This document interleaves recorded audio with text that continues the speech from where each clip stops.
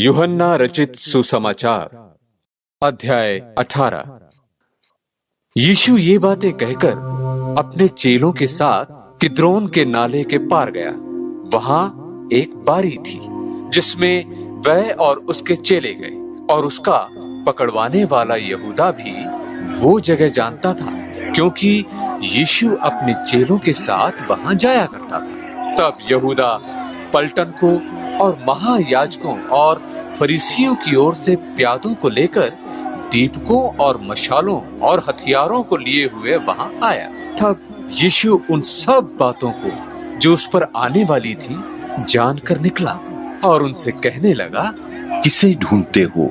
उन्होंने उसको उत्तर दिया, यीशु नासरी को। यीशु ने उनसे कहा, मैं ही हूँ।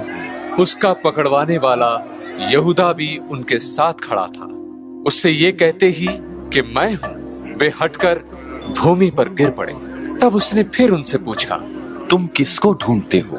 वे बोले, यीशु नासरी को। यीशु ने उत्तर दिया, मैं तो तुमसे कह चुका हूँ, यदि मुझे ढूंढते हो तो इन्हें जाने दो।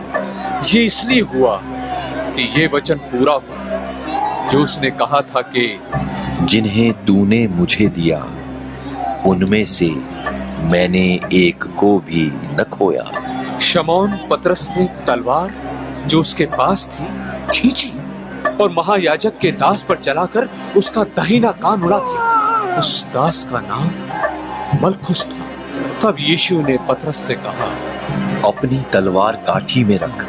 जो कटोरा पिता ने मुझे दिया है, क्या मैं उसे न पीऊं? तब सिपाहियों और उनके सूबेदार और यहूदियों के प्यादों ने यीशु को पकड़कर बांध लिया और पहले उसे हन्ना के पास ले गए, क्योंकि वो उस वर्ष के महायाजक काइफा का ससुर था। ये वही काइफा था जिसने यहूदियों को सलाह दी थी कि हमारे लोगों के लिए एक पुरुष का मरना अच्छा है। शमौन पतरस और एक और चेला भी यीशु के पीछे हो लिए। ये चेला महायाजक का जाना पहचाना था और यीशु के साथ महायाजक के आंगन में गया, परंतु पतरस बाहर द्वार पर खड़ा रहा। तब वो दूसरा चेला जो महायाजक का जाना पहचाना था बाहर निकला और द्वारपालिन से कहकर पतरस को भीतर ले आया। उस दासी ने जो द्वारपालिन थी पतरस से कहा, क्या तू भी इस मनुष्य के चेलों में से है? उसने कहा, मैं नहीं हूँ। दास और प्यादे जाड़े के कारण कोयले धधकाकर खड़े ताप रहे थे और पतरस भी उनके साथ खड़ा ताप रहा था। तब महायाजक ने यीशु से उनके चेलों के विषय में और उसके उपदेश के विषय में पूछा। यीशु ने उसको उत्तर दिया कि मैंने जगत से खोलकर बातें की। मैंने सभा और आराधनालयों में जब सब यहूदी इकट्ठे हुआ करते हैं सदा उपदेश किया और गुप्त में कुछ भी नहीं कहा। तू मुझसे क्यों पूछता है? सुनने वालों से पूछ कि मैंने उनसे क्या कहा। देख, वे जानते हैं कि मैंने क्या कहा। जब उसने ये कहा तो प्यादों में से एक ने जो पास खड़ा था यीशु को थप्पड़ मारकर कहा, क्या तू महायाजक को इस प्रकार उत्तर देता है? यीशु ने उसे उत्तर दिया, यदि मैंने बुरा कहा तो उस बुराई पर गवाही दे, परंतु यदि भला कहा तो मुझे क्यों मारता है? हन्ना ने उसे बंधे हुए काइफा महायाजक के पास भेज दिया। शमौन पतरस खड़ा हुआ ताप रहा था। तब उन्होंने उससे कहा, क्या तू भी उसके चेलों में से है? उसने इनकार करके कहा, मैं नहीं हूँ।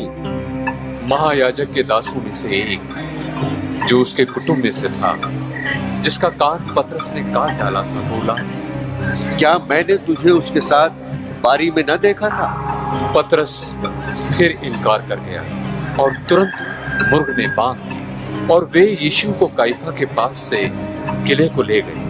और भोर का समय था, परंतु वे आप किले के भीतर न गए ताकि अशुद्ध न हो, परंतु फसह खा सके। तब पिलातुस उनके पास बाहर निकल आया और कहा, तुम इस मनुष्य पर किस बात की नालिश करते हो?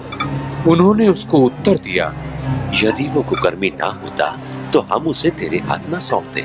पिलातुस ने उनसे कहा, तुम ही इसे ले जाकर अपनी व्यवस्था के अनुसार उसका न्याय करो। यहूदियों ने उनसे कहा, हमें अधिकार नहीं कि किसी का प्राण लें। ये इसलिए हुआ कि यीशु की वो बात पूरी हो जो उसने ये पता देते हुए कही थी कि उसका मरना कैसा होगा। तब पिलातुस फिर किले के भीतर गया और यीशु को बुलाकर उससे पूछा, क्या तू यहूदियों का राजा है?